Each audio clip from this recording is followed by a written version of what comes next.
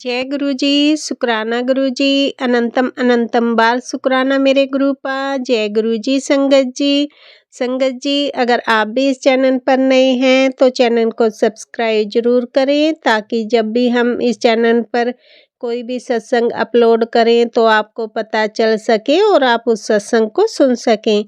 संगत जी अगर आप भी अपना शुक्राना सत्संग शेयर करना चाहते हैं तो दिए गए व्हाट्सएप नंबर पर भेज सकते हैं। वीडियो, ऑडियो या लिखकर आपके लिखे हुए सत्संग को हम अपनी आवाज़ में रिकॉर्ड करके दूसरी संगत जी तक पहुंचाएंगे। संगत जी मेरा आपसे निवेदन है जब भी आप सत्संग रिकॉर्ड करें तो स्वच्छ वातावरण में ही रिकॉर्ड करें। और संगत जी आप जब भी सत्संग सुने तो आप सत्संग को पूरा ही सुने, आधा अधूरा सत्संग ना सुने, क्योंकि सत्संग में हमारे लिए गुरुजी ने ब्लेसिंग दी हुई होती हैं। और संगत जी आज का सत्संग शेयर करने से पहले मैं गुरुजी का पावन मंत्र जाप करना चाहूँगी। ओम नमः शिवाय, शिव जी सदा सहाय। ओम नमः शिवाय, गुरुजी सदा सहाय। ओम नमः शिवाय, शिवजी सदा सहाय। ओम नमः शिवाय, गुरुजी सदा सहाय।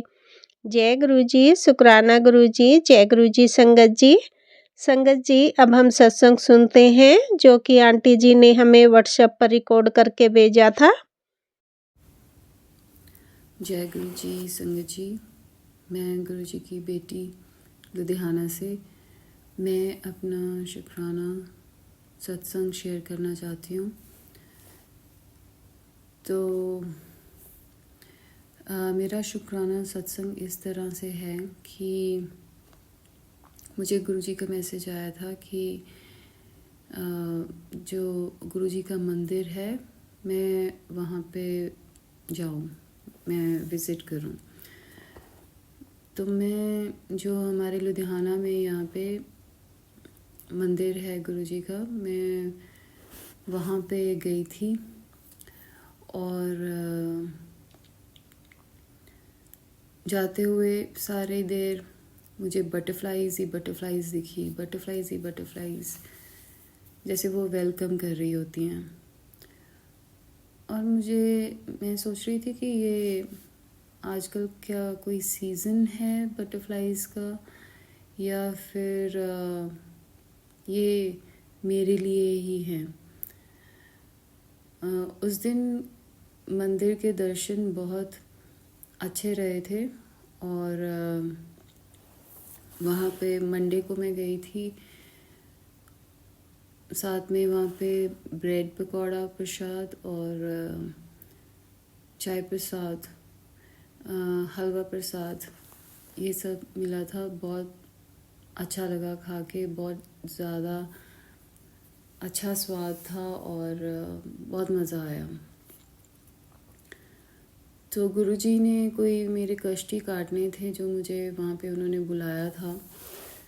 और नेक्स्ट मंडे फिर मेरा मन हुआ कि मैं जाके आऊँ और मैंने गुरुजी को बोला कि आप मेरे साथ ही रहना। और वो तो मैं अक्सर बोलती हूँ उनको वैसे। तो पिछली बारी जब मैं गई थी तो मैं रास्ता भटक गई थी और इससे पहले मैं बहुत देर पहले जब मैं गई थी तब भी मैं रास्ता भटक गई थी। तब भी 2-3 बार मैं गई थी और मैं रास्ता भटक जाती थी हर बारी। तो इस बारी जब मैं दूसरी बारी गई तो मेरे घर से थोड़ी दूर जाने के बाद ही मुझे गुरुजी की गाड़ी नज़र आ गई मंडे वाले दिन। अब वैसे तो वो गाड़ी कहीं और भी जा सकती थी, पर मेरे मन में ये थॉट था कि ये गुरुजी के मंदिर ही जाएंगे और ऐसा ही हुआ। मतलब वो लोग लगभग मेरे घर से लेके, मतलब मेरे घर के थोड़ी दूरी से वो मुझे मिल गए थे रोड क्रॉस करके। और उसके बाद मैंने उनकी गाड़ी पीछे लगा ली और वो लोग गुरुजी के मंदिर ही गए। और मुझे कोई प्रॉब्लम नहीं आई जाने में। मैं सीधा गुरुजी के मंदिर गई और उस दिन भी दर्शन बहुत अच्छे रहे। और ब्रेड पकौड़ा प्रसाद, हलवा प्रसाद और चाय प्रसाद था मंडे वाले दिन। तो अभी जो पीछे मंडे होके हट है और मैं रिकॉर्ड कर रही हूँ, आज है 9 अप्रैल और सुबह के 5:30 बजे हुए हैं, लगभग 5:31। तो मैं जब गई इस बारी तो पिछली बारी और इस बारी गुरुजी ने मुझे कोई बटरफ्लाइज नहीं ज़्यादा दिखाई, कोई ऐसी। वो शायद मैं इसलिए क्योंकि सोच रही थी कि ये मेरे लिए हैं या फिर ये सीज़न की वजह से हैं, तो मुझे कोई बटरफ्लाई नहीं दिखी। लेकिन गुरुजी ने ब्लेस किया था लास्ट टाइम कि मुझे यहाँ से ही कोई मिल गया था, जिनके पीछे, जैसे मैंने अभी बताया, जिनके मैंने पीछे गाड़ी लगा ली थी। और वो गुरुजी के मंदिर ही वहाँ पे गए और मुझे गुरुजी ने भाव दिया था कि ये लोग वहाँ पे ही जा रहे हैं। तो मैं वही वैसे ही हुआ कि वो लोग वहाँ पे ही गए, गुरुजी के मंदिर ही गए। और मैं पीछे जब उनके लगा ली गाड़ी तो मैं बड़े आराम से वहाँ पे पहुँच गई। लेकिन अभी जो third time that I am gone, तो इस बारी क्या हुआ कि कोई गाड़ी नहीं मुझे मिली, पर मैं बड़े आराम से गुरुजी के मंदिर पहुंच गई थी। और वहाँ पे जब मैं गई तो पता नहीं मुझे क्यों बहुत सारे नेगेटिव थॉट्स आई जा रहे थे, that I was really trying to fight with. पर वो आ रहे थे मुझे, बस ऐसे ही आ रहे थे। हम कह सकते हैं कि मेंटली ज़्यादा स्ट्रॉन्ग नहीं हो सकती मैं, तभी वो ऐसे मुझे बार बार वो थॉट्स आई जा रहे थे। मतलब सेम थॉट्स, वो रेपिटेटिव। तो जब फिर मैं वापस आ रही थी वहाँ पे जल प्रसाद लेके, पकौड़ा, ब्रेड पकौड़ा प्रसाद और हलवा प्रसाद, चाय प्रसाद, और मैं वापस जब आ रही थी तो इस बारी मेरा जो पैर है वो गलत पड़ गया सीढ़ी पे और मैं गिर गई और बहुत बुरी तरह से मेरा पैर जो है वो ट्विस्ट हुआ। तो मैं समझ रही हूँ कि मेरी कोई ज़्यादा कुछ कष्ट होगा जो गुरुजी ने हल्के में ही कटवा दिया मेरा। और हर बारी गुरुजी ब्लेस ही करते हैं जब जाते हैं वहाँ पे इनके लुधियाना टेम्पल में, मंदिर में। तो इस तरह से ये मेरी 3 विज़िट्स रही, जिनके लिए मैं गुरुजी की बहुत ही शुक्रगुज़ार हूँ कि उन्होंने मैसेज दे के पहले तो मुझे बुलाया वहाँ पे और फिर उसके बाद मुझे बहुत ब्लेस किया, ऐसा मैं सोचती हूँ। तो अनंतम शुक्राना गुरुजी, अनंतम शुक्राना गुरुजी इस बात के लिए भी कि आप मेरे पेरेंट्स को, मेरे मदर और फादर को, जो कि अभी ओल्ड हैं, उनको भी ब्लेस कर रहे हैं। तो मेरी यहाँ पे एक रिक्वेस्ट भी है गुरुजी कि मेरे मदर लेटली, मैं उनको जो भी चीज़ें उनको देती हूँ उनकी बेटर हेल्थ के लिए, तो पहले वो बड़े आराम से, मतलब पहले वो ले लेते थे आराम से, या नहीं भी तो मतलब ले लेते थे, लेकिन अभी लेटली वो कुछ लेते नहीं है मेरे हाथ से, पता नहीं क्यों। होली के बाद से नहीं ले रहे हैं। तो मेरी रिक्वेस्ट है गुरुजी कि काइंडली उनको मतलब इस चीज़ के लिए तैयार कीजिए कि वो मेरे जो मैं चीज़ें, अगर मैं जो उनको दे रही हूँ वो उनकी हेल्थ अच्छी कर रहे हैं तो वो ले लें। और ये जो आजकल वो थोड़े से इरिटेबल रहते हैं मेरे साथ, तो वो बेटर हो जाएं, ठीक हो जाएं।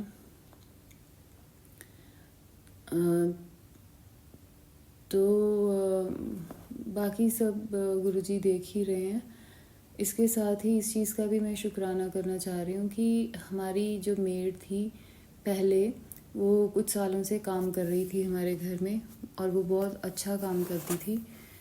लेकिन वो थोड़ा सा जल्दी गुस्से में आ जाती थी और अगर उसको कभी कुछ कह दो कि ये कर दे या वो कर दे तो वो बड़ा इरिटेट हो जाती थी। लेकिन वो 3 महीने के लिए गांव गई और पीछे से किसी को वो रखवा के नहीं गई थी। इस दौरान अपने आप ही एक मेड खुद से आ गई।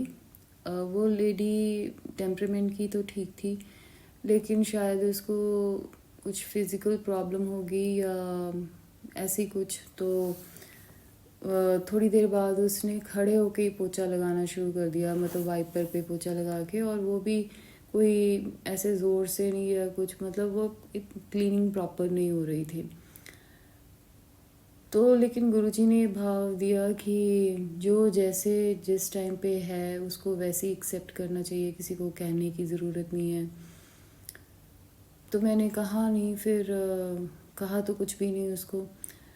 फिर उसने भी अपना प्रोग्राम बना लिया गांव जाने का, और लेकिन ये किसी को रखवा के गई पीछे से।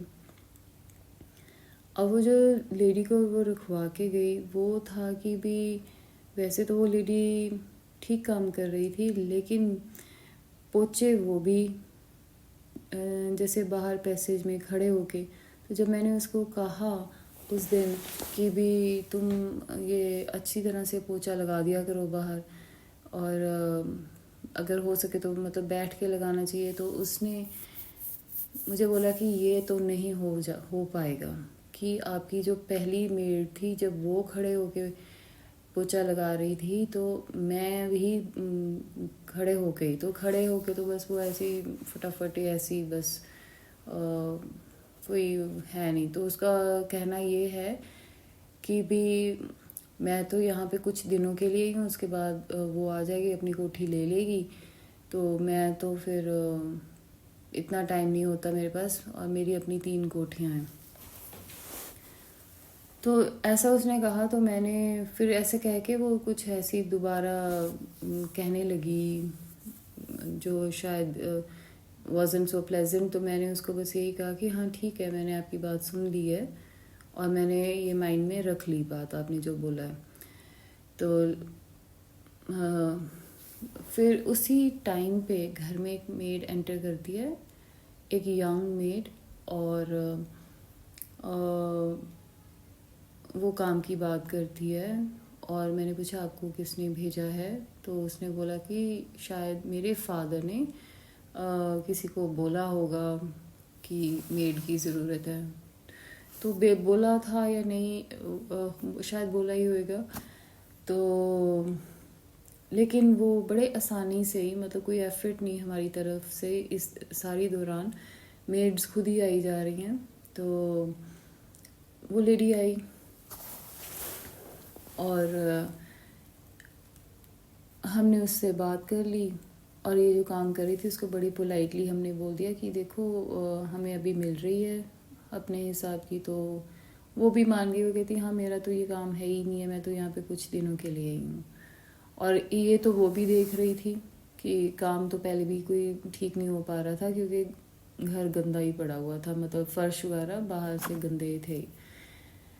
और लेकिन ये है कि इन लोगों को फिर जब हम कभी कह दो, फिर वो बात को थोड़ा सा इस तरह से ले जाते हैं कि हमें कह दिया काम के लिए। और जो पहली हमारी कई सालों से काम कर रही थी, 3 महीने बाद वो भी आई, वो कहती मुझे रख लो।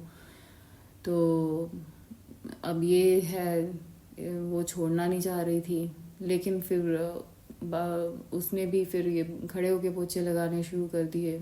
उसने जिसको रखवाया वो कहती कि अब तो ये प्रेसिडेंट सेट हो गया कि खड़े होके पोछे लग रहे हैं आपके घर में, तो हम भी वैसे ही लगाएंगे।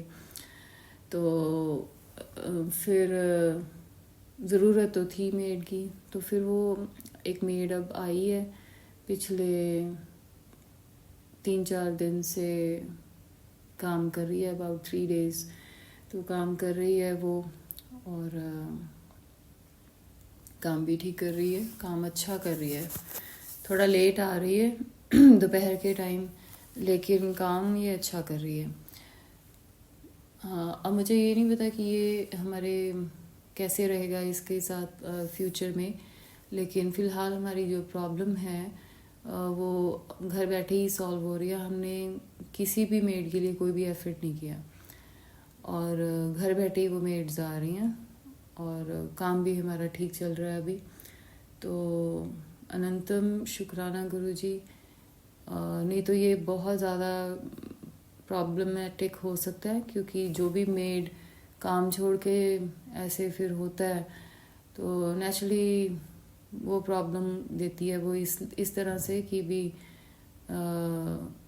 फिर वो ये लोग बाहर जाके बातें करनी शुरू कर देते हैं, अजीब अजीब सी बातें, ताकि जस्ट ऐसे रिवेंज लेने के लिए या कुछ, तो किसी और को टिकने नहीं देंगी, रहने नहीं देंगी। तो इस तरह की प्रॉब्लम्स हो सकती हैं और फिर आपको मतलब बहुत एफर्ट लगाना पड़ेगा मेड को रखने के लिए, और मेरे पास तो इतना टाइम ही नहीं होता।